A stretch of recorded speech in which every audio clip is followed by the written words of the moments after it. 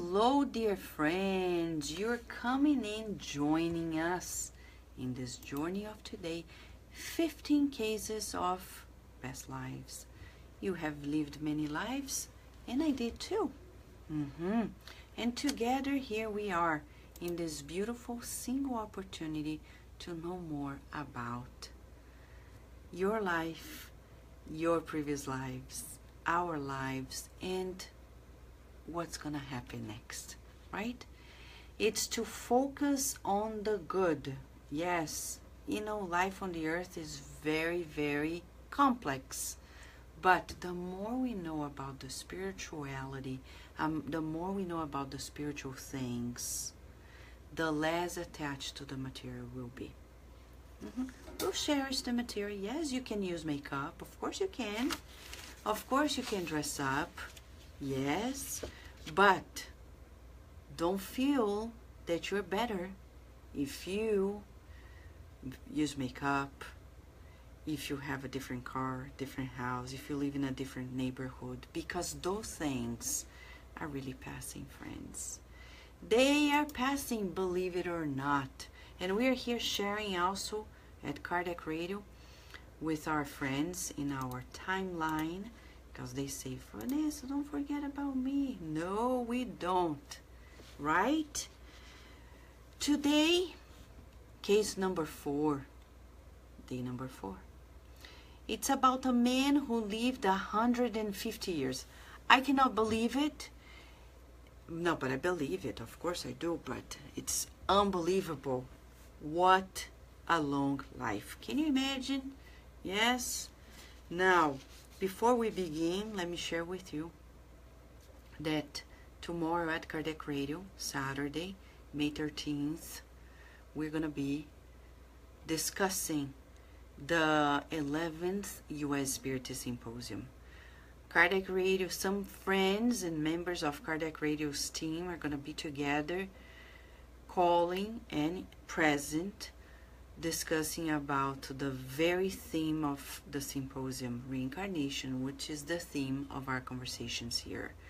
And we're going to stream beautiful interviews that our members collected, Danny and Erica, and 16 interviews. Can you believe it? They did a wonderful job. Yes, we're thankful too. And you'll be able to listen. It's going to be a phenomenal opportunity for us to recap the reasons why we're reincarnated. Why does life become so tricky, friends? Why? Are there reasons? Yes, there are. So before we begin, since you're getting in, let me share. Our dear Carol Correa is here with us, and she wants to say hi. Hello, eternal friends. Yay. It's a pleasure to be here. Thank you, Carol. You see, she's here with us, and she will also add comments to comments. You can't listen, Leia? Sorry. Where can't you listen? At Kardec Radio, the radio, or the Facebook Live? No audio here? Leia? Where is it? I think they can see us. Can you hear me, guys? Please give me a feedback just to make sure that you can hear me. Or not. Can you hear me?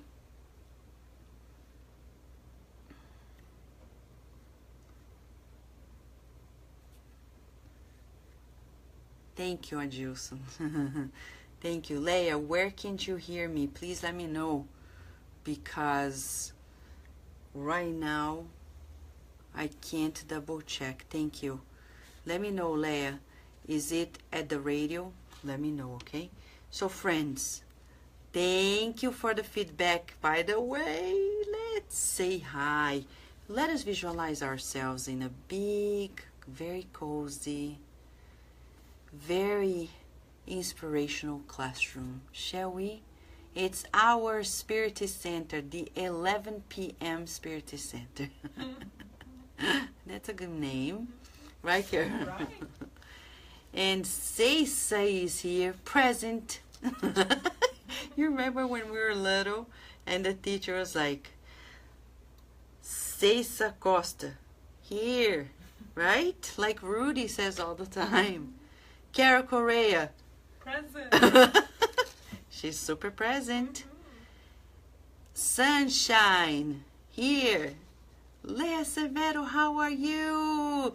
Marilda, thank you for being here. Rihanna, by the way, don't forget, Kardec Radio has this campaign until July 4th. We have been receiving books and donations for books from several people, but the campaign for the Spiritist books to South Africa is still open until July 4th. Join us. Go to kardecradio.com and get to know where you can send the books. We have a P.O. box, and everything that we receive, either financially or books, are going to go straight to the group because it's hard for them to have access to books. It's not easy, friends. If it's hard in the United States, imagine in South Africa, okay? We're still picking up the pace of publishing and distribution. All right.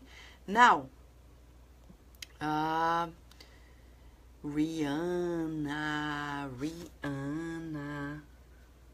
Yes. So, how are you? Adilson, how are you? Angelita, how are you?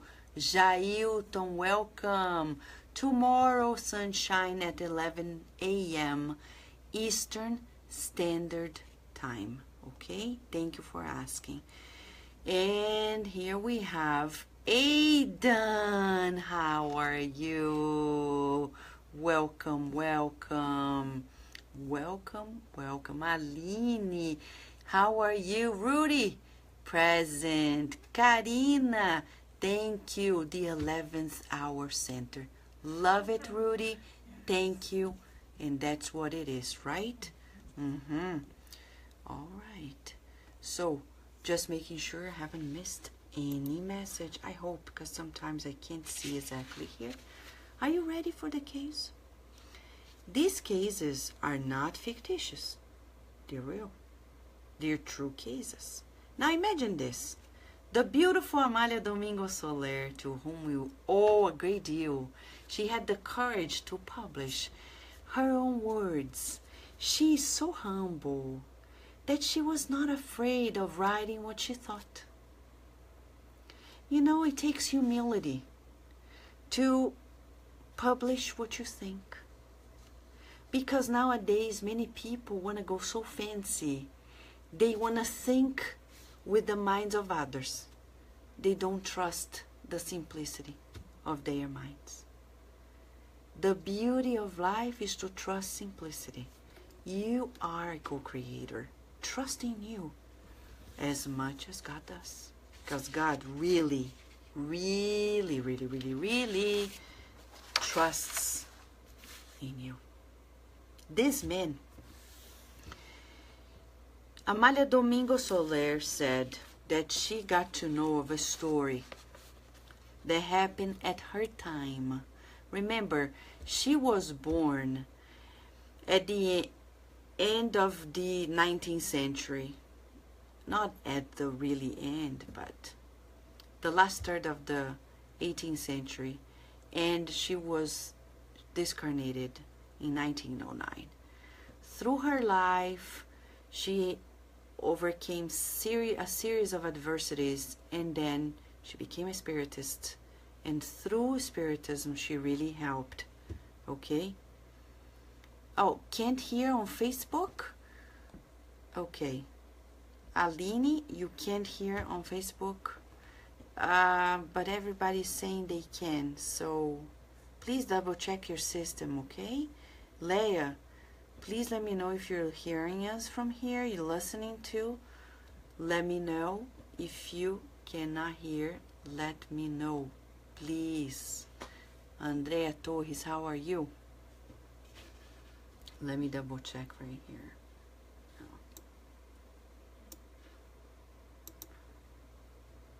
Hello? Yes, it seems like we are. Yeah.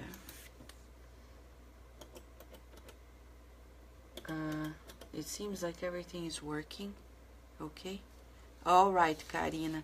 There is a problem here. Sorry. Anybody experiencing a problem? Can you tell me if you cannot hear?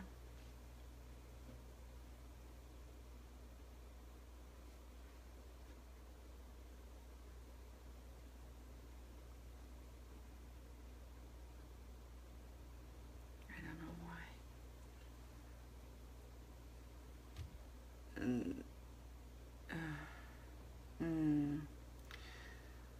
Okay, friends, I can hear. You can hear Carolina Pinheiro? Perfect sound, Adilson. No problem, Sunshine. Okay, Marilda in Sorrento, everything's okay. Carolina, you're using Facebook. Rihanna, you're having a problem with Facebook.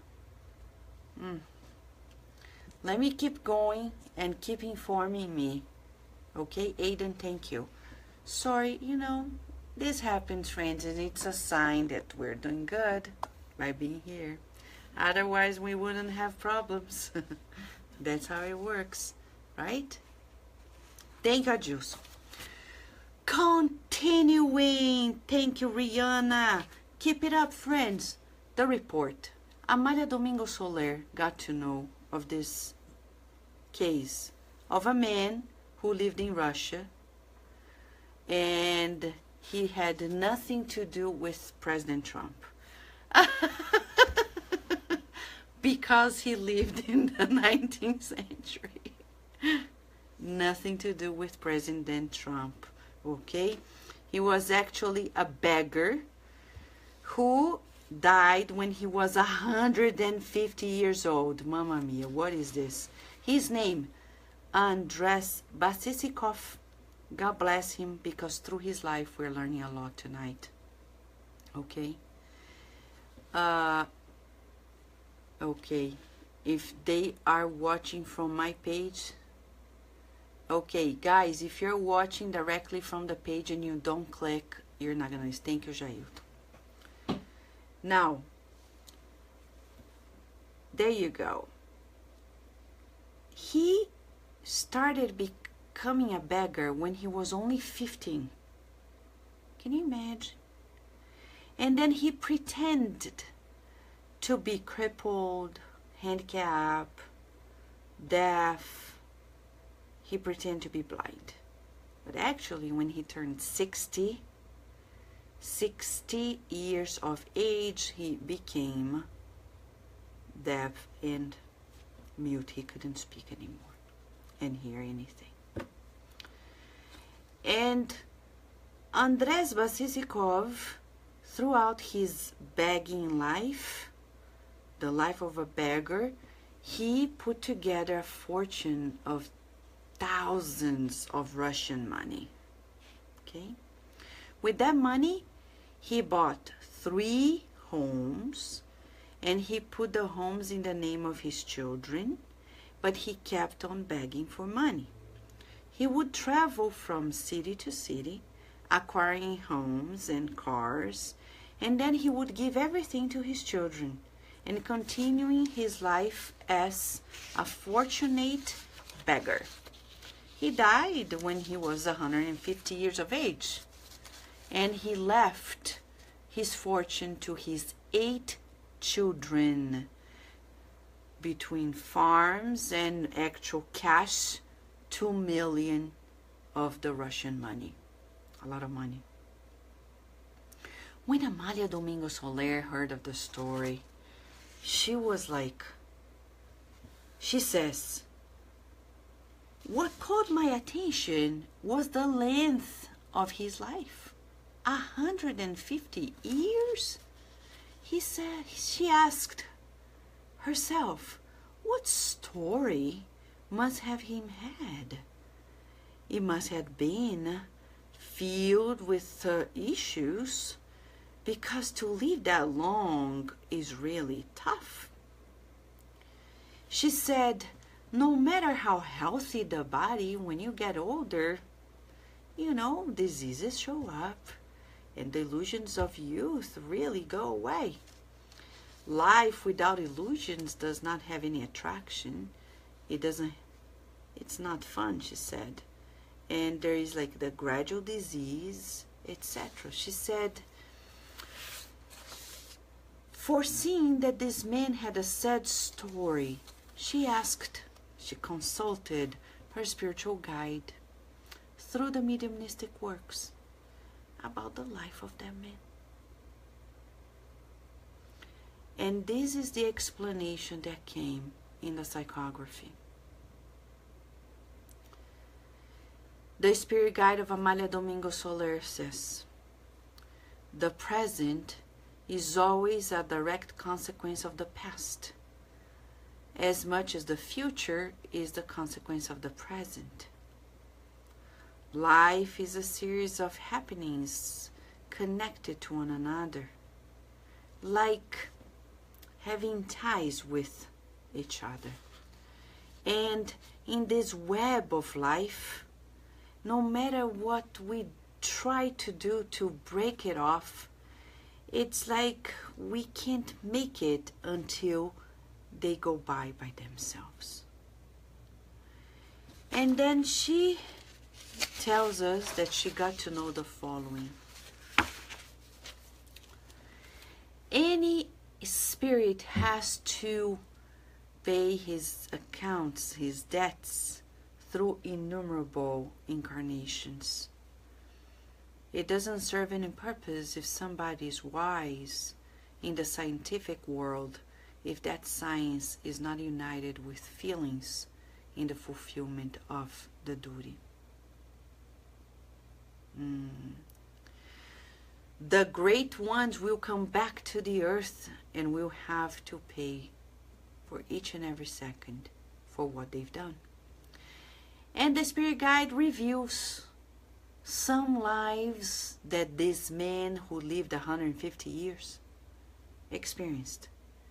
Way back in ancient Greece, he was a TOEFL, a materialistic thinker, like a scientist. He wanted to prolong life, to make life longer. He didn't like old age. He didn't, okay? And he said that it was very humiliating and shaming to see the decline of the body. Intelligence must serve a purpose to find remedies to the weakness of the body. Man cannot die like irrational animals. Atulfo was a master of many sciences. He dedicated himself and his disciples to find the remedy to rejuvenate. He dreamed of eternal life. You know, many people, they dream of eternal life because they're materialistic. They forget that there is eternal life. We are immortal beings. He wanted to live many centuries, and he couldn't understand that the spirit is eternal and that he could be connected to the body, strengthening it, but he would one day need to detach from it. Hello, Ivana. Hello, Aparecida. And Gustavo, how are you? I hope you're fixing the system, friends. And in his studies and experiments, he had many victims. Hello, dear Sonia Hayes. How are you? Missing you, sending you a big kiss. And innumerable children who were innocent and beautiful were sacrificed because of his experiments. He wanted to find the fountain of youth, not only for him but for humanity. Okay? And that man,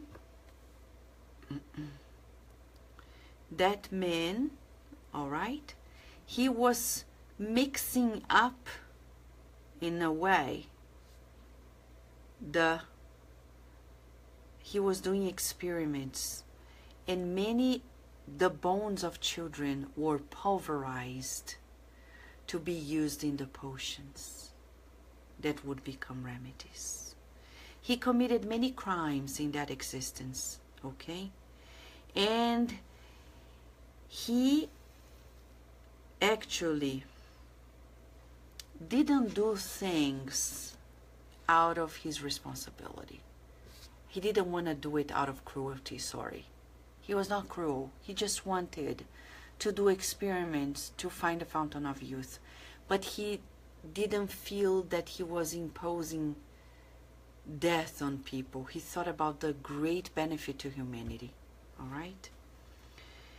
And in a way, he avoided a lot of suffering. He only wanted to be alive for many centuries. Many centuries. He dreamt about the true life. The true life. And one day, the mentor said that he loved life, but he didn't want to get old. He was very disciplined, but when he discarnated, he was shocked that he was still living. When he detached from the physical life, when he was a scientist in Greece, he was so shocked that he was separated from the body that the spirit said that he got mad to face eternity with laws that were so different from the ones he thought about. Okay? So here we have ourselves still talking about the case, but also double checking here our system, okay? I'm just double checking because it seems like Kardec Radio is still working as we speak. Okay, Karina, the app. And it seems that Kardec Radio here, I'm sorry for interrupting you, but friends are also asking, can you guys double check for us? Adilson, Angelita, Sunshine, tell us if you're listening to us at Kardec Radio. Facebook. And Leia, can you double check the app, please? Thank you, friends.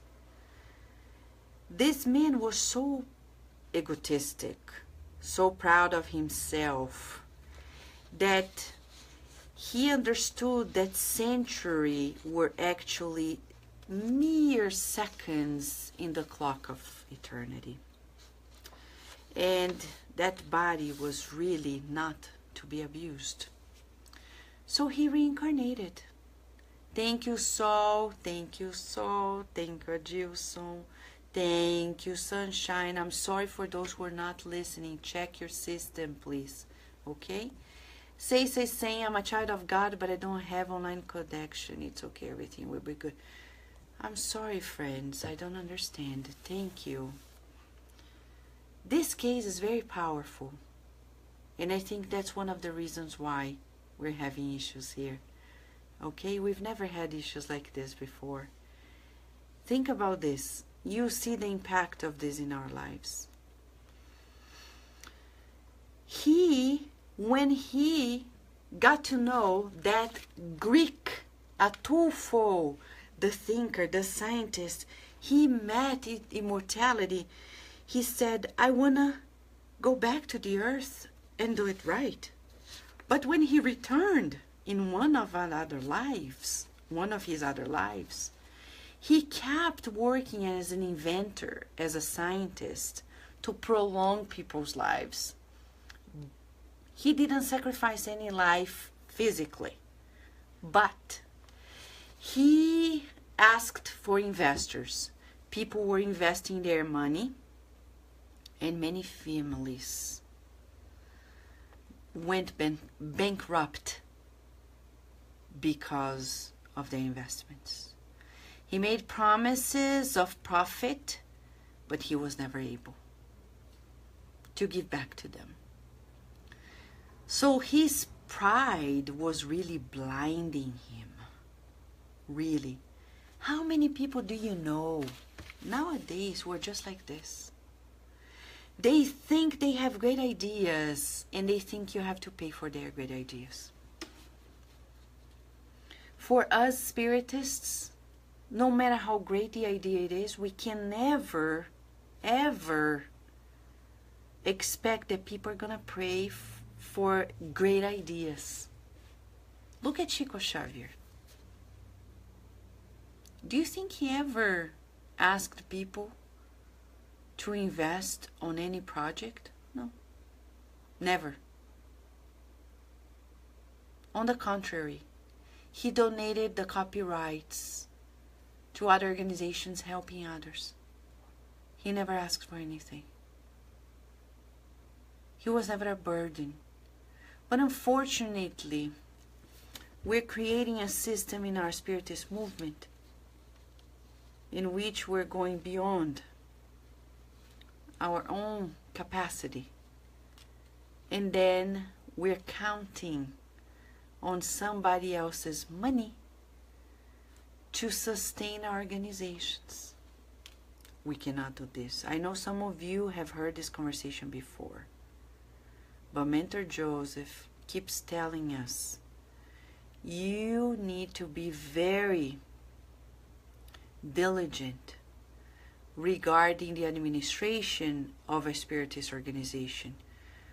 You can welcome people's donations, but never push, demand, or actually expect that people are going to do it. And in another book named Disobsession, when people ask me, Vanessa, but how is a Spiritist center going to sustain itself? Go to the book Disobsession by André Luiz through Chico Xavier. It gives us the answer. The closest members, the working members, are the ones supposed to sustain it. Not the attendees who come and go, but the ones who are committed. They are the ones. I know it's hard, but in the book Spiritist Conduct, we get to know that one of the guidelines by André Luiz is exactly this. You cannot use the Spiritist meetings to ask for money. Otherwise, we're just going to become a church who at the end of it passes the hat. It makes us feel ashamed if we don't contribute. I know it's a tough conversation, right? But it's important. Thank you, Karina. Thank you, Leia, for double checking with us. And as soon as we're done, we're going to figure out, we hope, why some of you can't hear on Facebook. Now, this man Atulfo, when he reincarnated, he became a sage, and his heart was still dry. The sweetness of love was still unknown to him. You know, many people nowadays who talk about science, and even in the Spiritist movement, we see people like this, who think about, we need to discuss about the scientific aspects. People are going to get to know about Spiritism through the scientific aspect. And I'm like, I don't recall Jesus saying that. I don't recall Kardec saying that either. The promised consoler comes to console the hearts. And in any nation, there are humans. And if you're human, you feel. You have feelings. Oh, but some people are cold. Yeah, but you know, dig deeper, you're going to find their feelings. Everybody feels. Everybody. And people are going to get to know Spiritism through the needs of the heart. The needs of the heart. I've come to know many scientists who are not Spiritism, who were fascinated about Kardec. They didn't become Spiritists. No matter how much of a genius they say Kardec is, that's not how things are going to work upon. This is the promised consoler. It's going to reach the hearts of people when they are feeling the need to receive that loving care. No wonder Jesus said, "We have come for those who are sick." And sick in the sense of those who feel they need something. Because those who think they are happy and healthy, they think. Let them be. No, we're not going to waste our time creating strategies to proselytize. I see a lot of that discussion, which is a repetition of the past, when we were rehearsing this religiousness in other religions, and we made mistakes to proselytize. No, we don't need to conquer anybody. We just need to conquer the land of our hearts. Your heart, my heart. You conquer yours, I conquer mine. And we support one another. We don't need to create strategies to paint the Spiritist teachings in gold so people are going to come. No.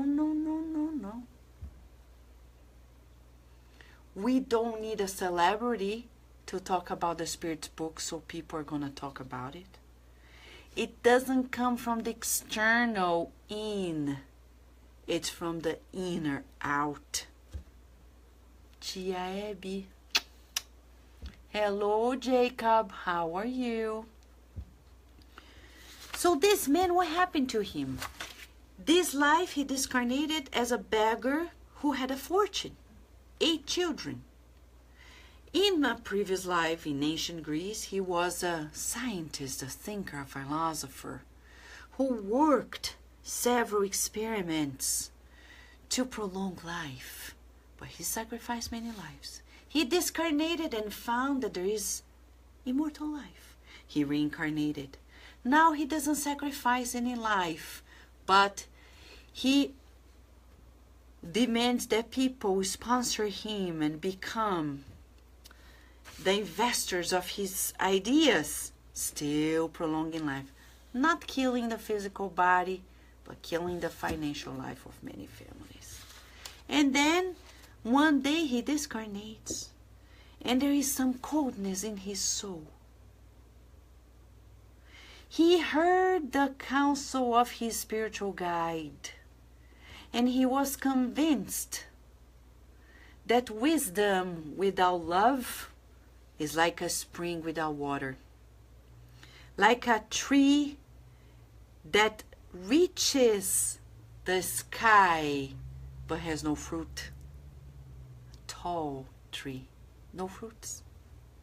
He recognized the greatness of God, and he had a vivid desire to be equal, to equalize his goodness with his science, to counterbalance, to be balanced. You know, we have 2 wings, love and wisdom. We need to flap these wings in a balanced way. Pause for therapeutic question. Where do you think you are? Which of the wings are stronger for you? Can you recognize it? Don't answer to us here, Kardec Radio, because it's private to you. But can you recognize it? Which of these 2 wings, the intellect or the moral, which one is stronger for you? What can you observe? Do you need to boost your feeling, or do you need to boost more your intellect? For sure, you're going to find we have one wing stronger than the other. Rarely on the earth we're going to find true balance, because the true balance only came through Jesus. There's always, like Chico. He was very intelligent intellectually, but that life was more of the heart. Of course, through his mediumship, you can tell he was a powerhouse of the intellect, but his heart was the doorway. What about you? Can you recognize it? I mean, it doesn't serve a purpose for us to know these cases if we don't ask about ourselves. Where do you think you are? Boosting the intellect? Boosting the feeling, the heart? Where you are? Where do you think you are? And after that realization, he started a series of expiations, many of them in which he died in his childhood. Pause again before I tell you the rest of the story. If you go to the Spirit book, questions 100 and onwards, you're gonna find the hierarchy of spirits. It's the classification of this march to progress. We have three main categories: pure spirits, good spirits, imperfect spirits. We're still imperfect. And in between the latest categories, good and imperfect spirits, we have subcategories. In question 105, you're going to find the definition of spirits, just like a TOEFL, who are pseudo-wise. They seem to be very wise, but their pride really blinded their true wisdom. They're too egotistic. And isn't that true that on earth, the thing that we lack the most is humility? And the thing that people appreciate the most is ego-absorbed people. People are afraid to be humble because they think if they are humble, people are going to abuse them. Jesus was not abused. No, throughout his life, he knew how to go in and out of the situations. He was not abused, but he was humble and firm. What a combination, right? Right, Carol? Right. So we really need to emulate Jesus, as Benjamin Franklin says. Practice the humility of Socrates, the philosopher, and Jesus. Imitate. And what is to be humble? Let's go to the book Thought in Life. There's a title, Humility. To succeed in a reincarnation, we need to be humble. You know how much of our lives, the main lesson, people ask, what do I need to learn in this life? You can put from 1 to 1,000,000 in your to-do list. Just repeat humility and all the problems are solved. Humility, humility, humility, humility. And what is humility? Emmanuel says in the book Thought in Life, humility is when we have the true sense of our selves in the universe, our smallness. He's not saying we should put ourselves down, but no, the real size of us. We're small in this universe, aren't you? Yes, we are. And we are here to serve God. We're not here to serve ourselves. Who is your Lord? Many people are experiencing issues in their lives because they need to bow their heads and say, God, please help me. Help me understand that this life is not about what I want, but what you want. And you know we're going through a transition phase on the earth. in a transition phase in which we're about to graduate as humanity. And what do you do when you need to graduate? You have exams. No time for a party. You have an exam to fulfill.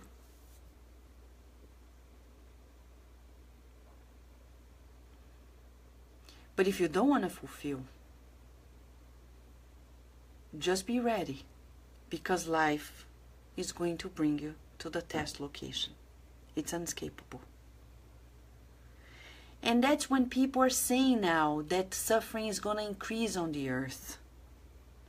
It's not suffering, it's testing. It's going to test everything that we have got this far. In the book Estude Viva, Emmanuel and André Luiz through Chico Xavier, they tell us that sometimes we spend lives, our whole life, acquiring knowledge and experience so we can pass tests in minutes, seconds of our lives.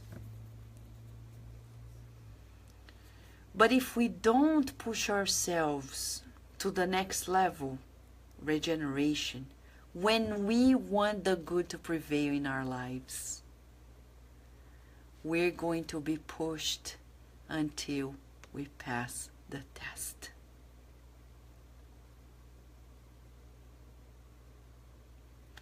People think about regeneration as something that the world needs to do. No, it's in our lives. When I wake up and my priority is to comply with God's laws, this is the good.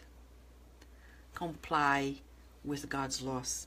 The law of love, the law of justice. Justice is to respect people's rights. Your boss has the right to demand things from you. Be just and be humble.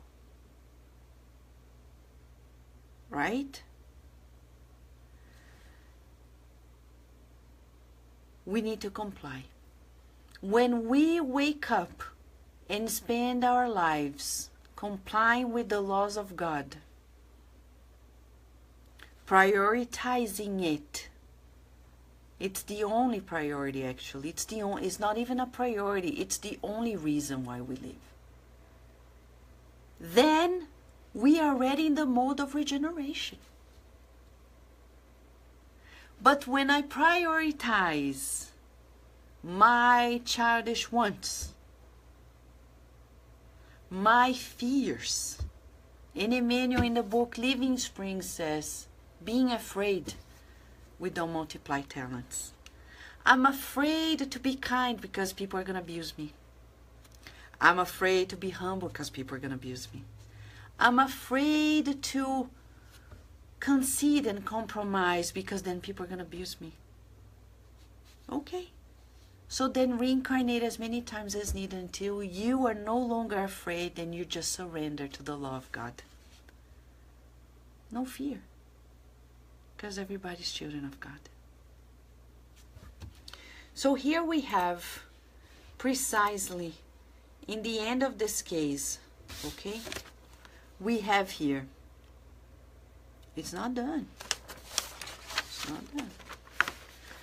The spirit guide of Amália Domingo Soler says that spirit, once he realized it, he started expiating. So that's another thing in Spiritism we need to know. We only start expiating when we surrender to God. Can you believe it? Yes. God's never gonna push us to tests we're not ready.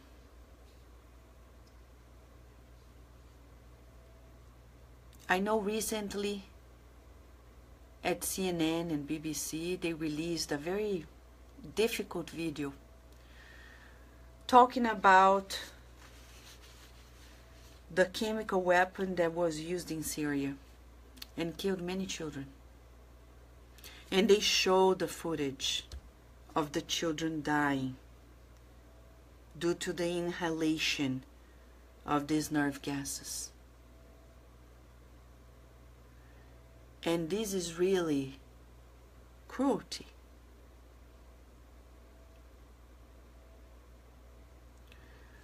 But don't be sorry for the children. Be sorry for those who have done it. Because those children, they are coming to terms with their own conscience. Like this man, he discarnated as a child many times, because in previous lives he imposed death on many children. The mentor of Amália Domingos Soler says that he sacrificed so many innocent lives in his last existence, that in this last life he wanted to remain on the earth for the maximum possible, so he would learn to be humble. In the past, his pride blinded him, thinking he was greater than humanity as a whole. Now he was giving back a fraction of what he had stolen. A fraction. When he asked for money, begging people for money, he wasn't begging to live comfortably, but he was in need to give to his children everything he took away from them in previous lives.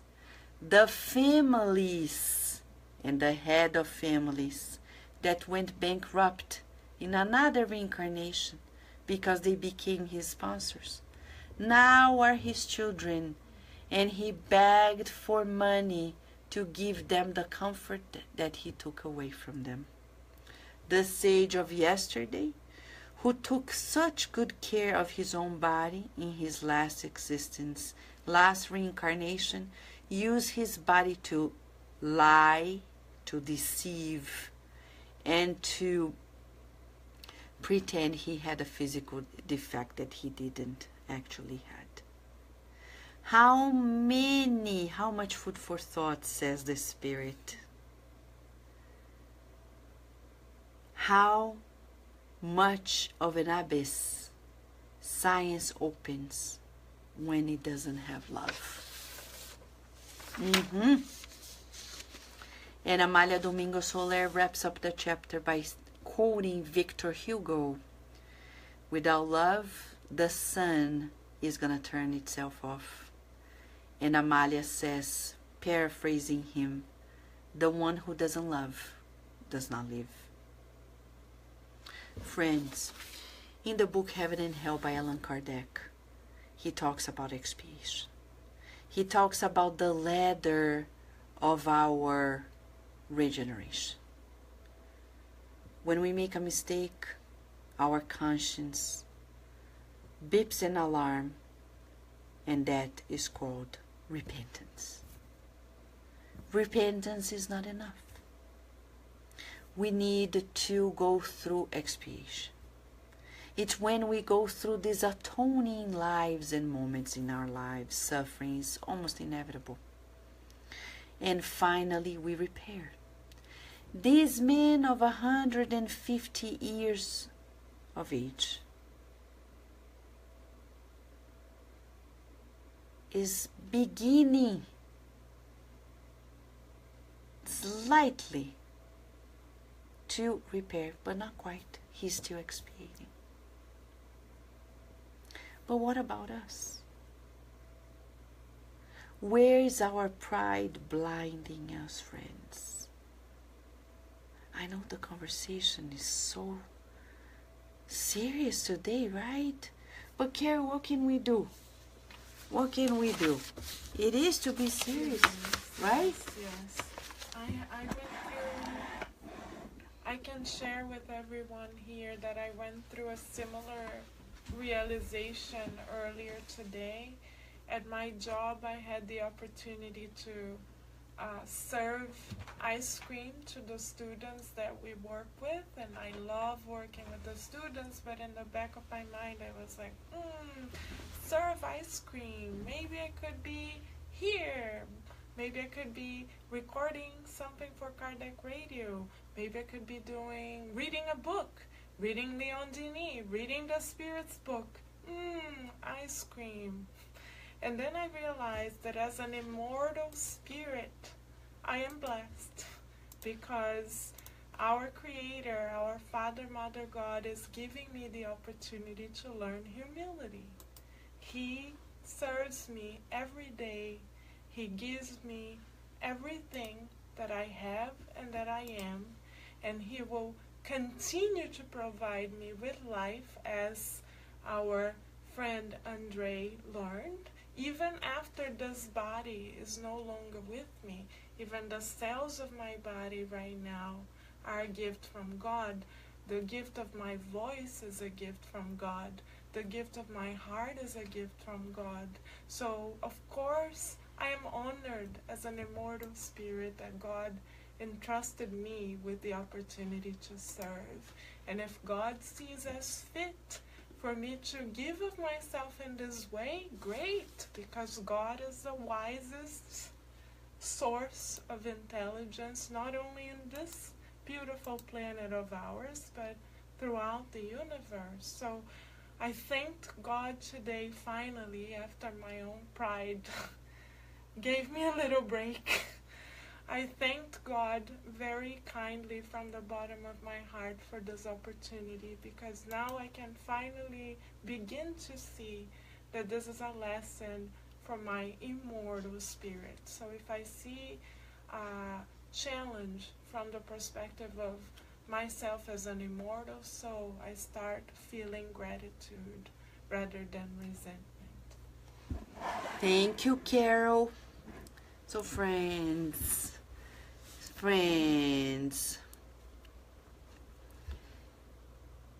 the ultimate question for us tonight is, where is pride blinding us? The sooner we identify, the better it will be. Right? In our daily lives, where can we make room, more room to God? God, who loves us so much and who gives us the opportunity to co-create with Him or her. There is no sex, so the pronoun is not even appropriate for God. We need to create another one. Keep pushing that, but one day we will. So for us, it's an opportunity to meditate. Where is pride blinding us? Where is it? How can I better serve God? Shall we meditate on this? Let us meditate on this. And let us feel the presence of God, making us feel that we are part of it all. As we wrap up this encounter, let's do a visualization together, shall we? These are deep therapeutic moments to boost our awareness, since Spiritism is the light of discernment. You can close your eyes if you want. If you don't want, keep it open, but let us keep focused, okay? Let us visualize, breathing in and out. Visualize these rays of healing light showering upon us right now.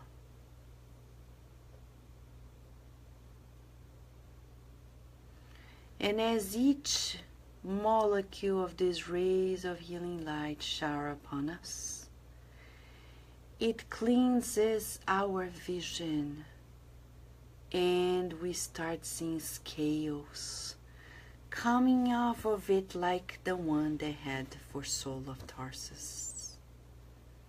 He was blind because of his ego, like a Topho was blind because of his pride, his ego.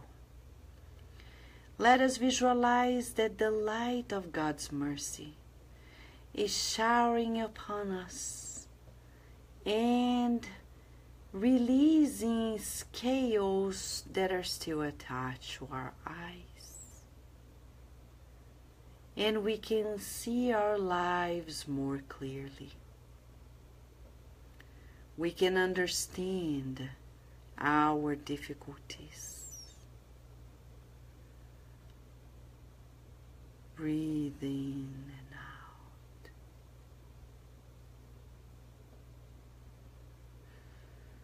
Tell yourself, I let go of my need to be self-absorbed, and I open myself to God's will. My will is becoming totally shaped up by God's will. Tell yourself, God's will shapes my will. God's will shapes my will. God's will shapes my will.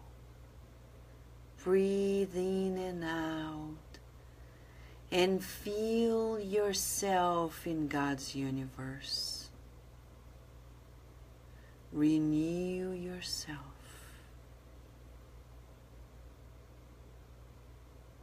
And feel closer and closer to God's will in your life. Breathe in and out.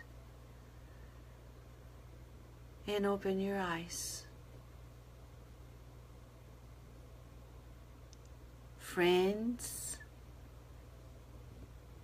when you see a beggar in the streets, help them, because they are undergoing their own pathway. Don't judge them thinking that they are lazy. Oftentimes, there is obsession or there is that need, like this man. He couldn't accept anything for himself because he felt how much he owed to life and many lives.